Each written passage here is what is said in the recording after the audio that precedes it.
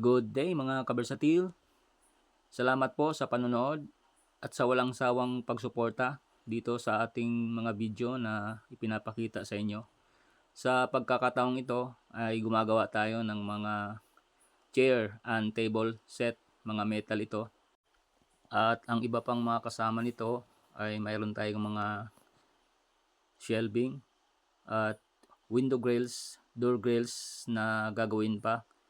At may mga iba pang mga nakahilerang dapat nating gawin, at bukod pa yung doon sa mga lugar kung saan binabalik-balikan natin dahil hindi pa natin natapos yung ibang mga gawain natin sa iba't ibang lugar.